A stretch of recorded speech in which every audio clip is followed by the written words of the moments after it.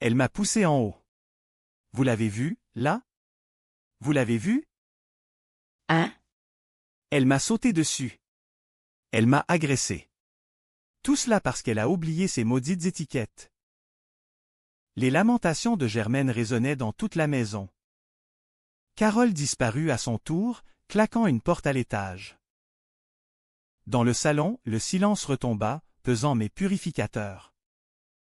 Bruno et Geneviève, laissés seuls au milieu de ce champ de bataille familial, échangèrent un long regard. La tension qui les habitait depuis des jours semblait s'être évaporée avec la crise de Germaine. Germaine, quant à elle, pestait dans sa chambre, seule avec ses pensées. « Je vais vous dire une affaire. Si Jésus m'apparaît un jour et me demande de sacrifier un de mes enfants, bien, bonsoir, murmura-t-elle pour elle-même. Mais même dans sa colère, son cœur de mère battait la chamade, inquiet pour sa progéniture. En bas, l'atmosphère avait complètement changé.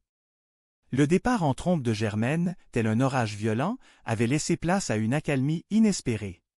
« Elle est partie » murmura Geneviève, un léger sourire aux lèvres. « C'est drôle, on dirait que je me sens mieux. » Bruno s'approcha lentement d'elle, le cœur rempli d'un nouvel espoir. « Moi? Moi aussi. » Il prit délicatement les mains de Geneviève dans les siennes, cherchant ses mots. « Et Geneviève, je suis vraiment désolé. » Geneviève secoua la tête, l'émotion adoucissant ses traits. « Oh non, non, non. C'est moi. Je n'aurais pas dû faire tout un drame avec le fait d'emménager ensemble. »« Non, non, non, c'est toi qui as raison, » insista Bruno, la regardant droit dans les yeux.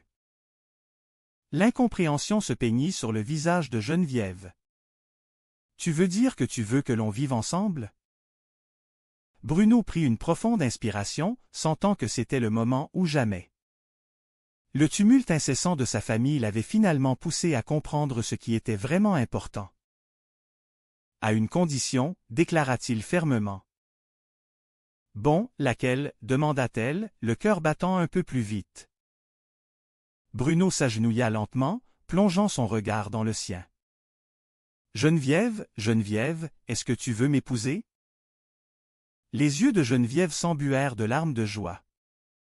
Le chaos de la famille Lebrun disparaissait face à l'amour sincère de cet homme. « Bien oui » s'écria-t-elle en se jetant dans ses bras. Les étreintes et les rires remplacèrent les cris et les reproches. Leur amour, mis à l'épreuve par l'ouragan Germaine, venait de franchir une nouvelle étape, plus solide que jamais. « Oh bien quand même, c'est une bonne nouvelle » lança une voix joyeuse depuis le pas de la porte du salon.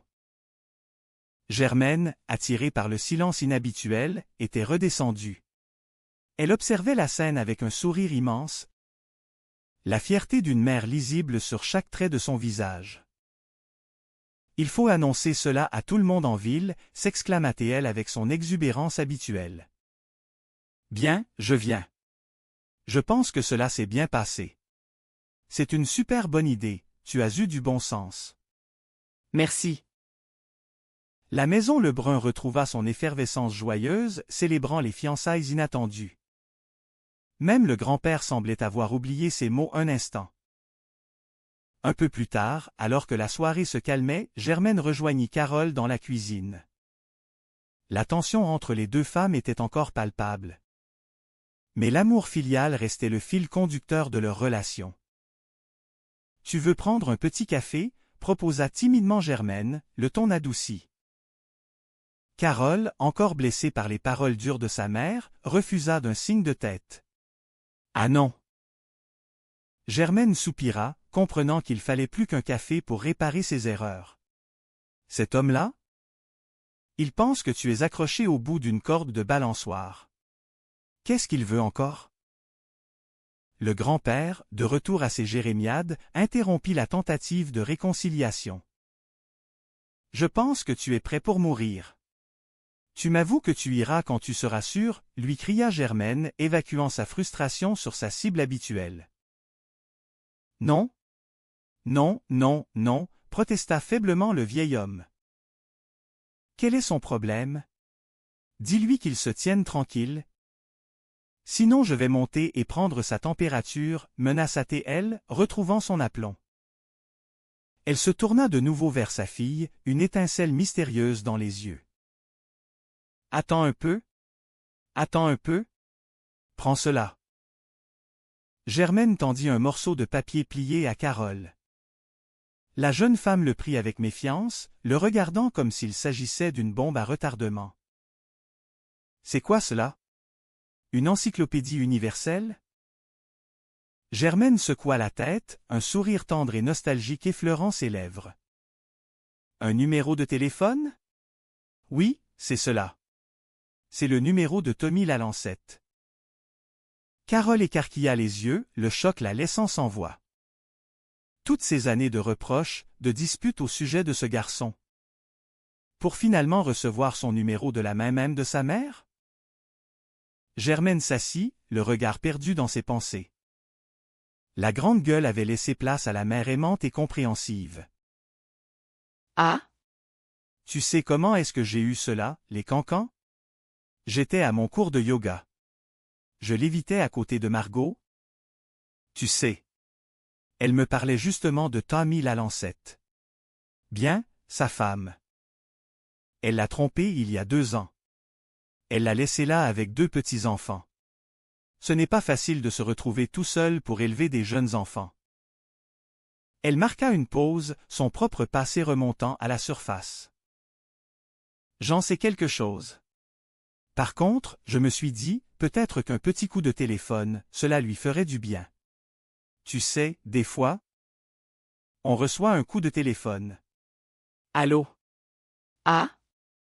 Mon Dieu que cela fait du bien. » Carole regarda le bout de papier, les larmes aux yeux. Le geste de sa mère, malgré sa rudesse habituelle, était d'une beauté et d'une tendresse infinie. Elle comprenait enfin que derrière les critiques et les interventions maladroites se cachait un amour inconditionnel et un désir profond de voir ses enfants heureux. « Maman, » murmura Carole, la voix tremblante d'émotion. « Oui? Merci. Cela fait plaisir, » répondit Germaine avec douceur. « Non, non, mais sérieux, là, je ne plaisante pas. Merci. » Germaine se leva, essuyant furtivement une larme au coin de l'œil. « Je le sais que tu es sérieuse. Où m'appelles-tu, là? » Elle embrassa tendrement le front de sa fille, son cœur de mère débordant de fierté et d'amour. « C'est cela que l'on fait, nous autres, les mères, » confia-t-elle. Une vérité universelle résonnant dans ces mots simples. « C'est cela que l'on fait. J'imagine que c'est comme cela que cela finit. Bien, dans le fond. Je ne suis pas une femme au foyer ni une femme d'affaires. Je suis une maman. Et cela, là? C'est cela que l'on fait. Les mamans, là, c'est cela que l'on fait. » L'émotion de l'instant était palpable, unifiant la famille au-delà de ses excentricités et de ses disputes. Puis, avec ce sens inné de la repartie qui la caractérisait, Germaine ne put s'empêcher d'ajouter une dernière réflexion, fidèle à elle-même, en se dirigeant vers la cuisine. « N'empêche que ton Tommy Lalancette, c'est quand même un sacré fessier. » Carole éclata de rire, le son joyeux chassant les dernières traces de tristesse. « À qui tu parles, maman, là? » demanda-t-elle, amusée. Germaine sourit, le cœur léger, prête à affronter une nouvelle journée dans le chaos organisé de son royaume. « Non, personne. Personne. Je me parle à moi-même. Personne d'important. Bonne nuit. » La maison Lebrun s'endormit enfin, bercée par l'amour inébranlable d'une mère pas comme les autres. Une femme au franc-parler redoutable mais au cœur grand ouvert, veillant sur sa tribu avec une tendresse infinie, prête à affronter les défis du lendemain avec humour, courage et peut-être une pointe de drame bien à elle. Le soleil du matin filtrait à peine à travers les rideaux à fleurs du salon, jetant une lumière douce sur les meubles fatigués mais méticuleusement époussetés de la maison Lebrun. L'odeur de la cire pour les meubles et du café fraîchement moulu flottait dans l'air. Au centre de ce modeste royaume se tenait Germaine Lebrun. Une femme dont l'énergie semblait inépuisable, armée de son balai comme un chevalier de sa lance. Elle essuya une goutte de sueur sur son front avec le dos de sa main. Reprenant son souffle après une